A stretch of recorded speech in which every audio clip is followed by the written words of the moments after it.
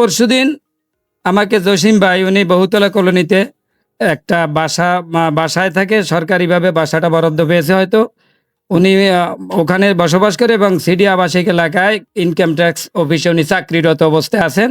উনি আমার কাছে গত পরশুদিন আসলেন যে এইরকম পিপলস টিভি একজন ভুয়া সাংবাদিক পরিচয় দিয়ে, নামটা হইল নুরুল হক নুরু, উনি আমার কাছে 20,000 টাকা চাঁদা দাবি করেছে। তো এ ব্যাপারে একটু আপনার এবং আপনার কমিটির কাছে আমি একটু জানান দিতে এসেছি। আমি তো এখন জানের নিরাপত্তা পাচ্ছি না। কেন? আমি বললাম কি কারণে? উনি আমাকে হুমকি দিয়েছে যে আমার বাড়ি রাঙ্গুনিয়া, আমি এখান থেকে ওনাকে ওনার ভাষ্য, অর্থাৎ জসিম ভাইয়ের ভাষ্য, যে আমাকে জানে মেরে ফেলবে এবং মেরে উনি রাঙ্গুনিয়ায় চলে যাবে। ওনাকে এখানে মারলে ওনার কোনো লোকজন প্রতিবাদ করবে, সেই সুযোগ ওনাকে দেবে না। উনি মেরে নিকে ওনার এলাকায় চলে যাবে এখান থেকে। এখানে কোনো চাঁদাবাজি, সন্ত্রাস, নৈরাজ্য, ইফটিজিং, কিশোর গ্যাং এবং মাদক থেকে আমরা একেবারে চিরতরে নির্মূল করে দেব। তো ওই মুসাফ এবং সবুরবাকে জানানোর পরে, মোশারফ ভাই নাকি জানানোর পরে কেন জানাইলি এই কথা বলে তাকে থাপ্পড় মেরে নালায় ফেলে দিয়েছে। এইরকম বারবার 27 নং দক্ষিণ আগ্রাবাদ ওয়ার্ডে বিভিন্ন লোকের মুখে শুনতেছে বিভিন্ন জায়গায় চাঁদাবাজি হচ্ছে, টেন্ডারবাজি হচ্ছে, এবং আমাদের 27 নং ওয়ার্ডের লোক না, বাইরের লোক এসে, এপারিপাড়াও আমাদের, এপারেরটা আমাদের, আর ওই পারে 24 ফুলকলি 24-এ পড়েছে, আর এই যে বনফুল আমাদের 27-এ পড়ে। অর্থাৎ বড়ফুল থেকে আগ্রাবাদ পর্যন্ত আমাদের এটা কোন পার?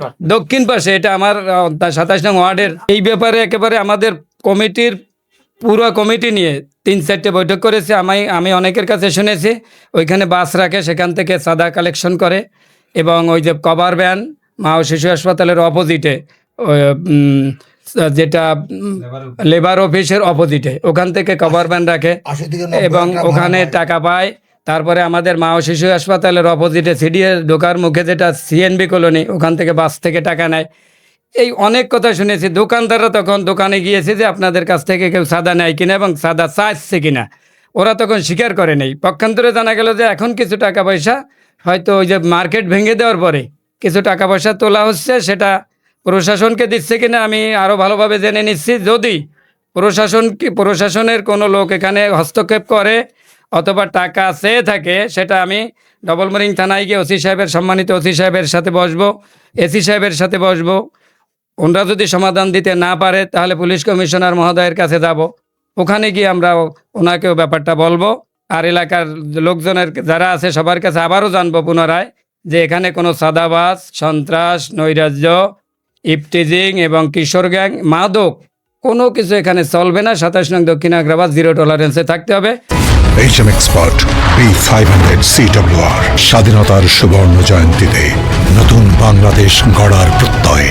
HM Steel।